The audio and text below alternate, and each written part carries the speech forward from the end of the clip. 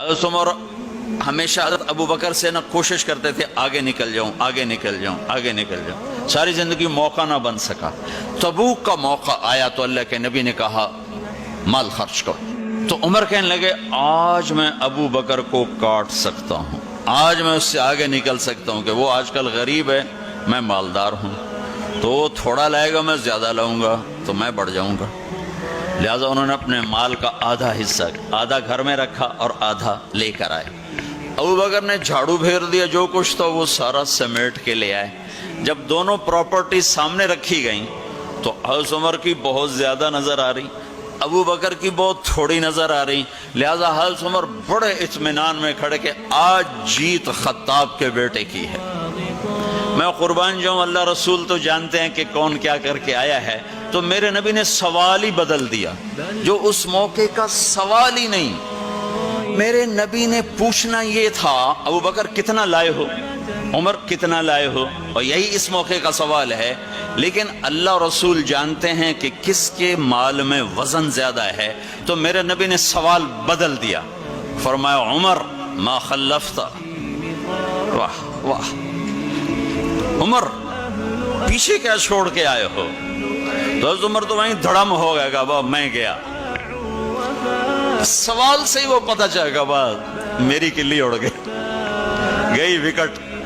عمر ما خلفت یا ما ترکت لأہلک، یہ دونوں الفاظ ہیں، پیچھے گھر والوں کے لیے کیا چھوڑا؟ تو پہلے حضرت عمر بڑے جوش میں کھڑے تھے، پھر ایک دم ڈھیلے ہو گئے، کہنے با جی آدھا چھوڑا ہے آدھا لایا۔ پھر آپ نے کہا ابا بکر ما خلفت یا ما ترکت لأہلک، ابو بکر تو پیچھے چھوڑ کے کیا آیا، بچوں کے لیے کیا چھوڑ کے آیا؟ تو انہوں نے کہا ترکت اللہ ورسول، میں تو اللہ اس کے رسول کو چھوڑ کے آیا ہوں، باقی سب کچھ لے آیا۔ تو اس پر عمر کہنے لگے ابو بکر میں نہیں تجھ سے آگے بڑھ سکتا، کوئی بھی تجھ سے آگے نہیں بڑھ سکتا۔ اور اگلی سنو،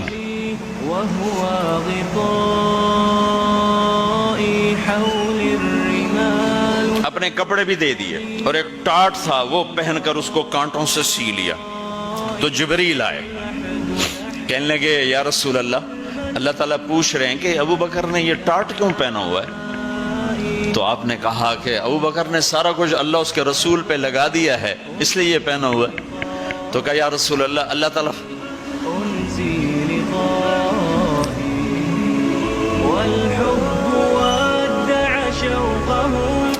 اللہ تعالیٰ فرما رہے ہیں ابو بکر سے پوچھو مجھ سے راضی تو ہے، مجھ سے راضی تو ہے، اس فقر میں مجھ سے راضی ہے؟ میں تو اتنا سفر کر کے آیا ہوں، حالانکہ ابھی 4 دن پہلے میں 12 ملکوں کا 10 ملکوں کا سفر کر کے ہوں، ساری ہڈیوں میں درد ہے، میں اس لیے آیا ہوں کہ چلو کوئی بخشش کا بہانہ مل جائے، کوئی بخشش کا بہانہ مل جائے، اللہ راضی ہو جائے۔ آپ سارے اس لیے حج پہ جا رہے ہو کہ اللہ راضی ہو جائے، جو سارے جہان سے کہتا ہے مجھے راضی کر، وہ کہہ رہا ہے ابو بکر سے پوچھو مجھ سے راضی تو ہے۔ تو آپ نے کہا ابو بکر تیرا رب تجھے سلام بھی کہہ رہا ہے اور پوچھ رہا ہے کہ راضی ہو؟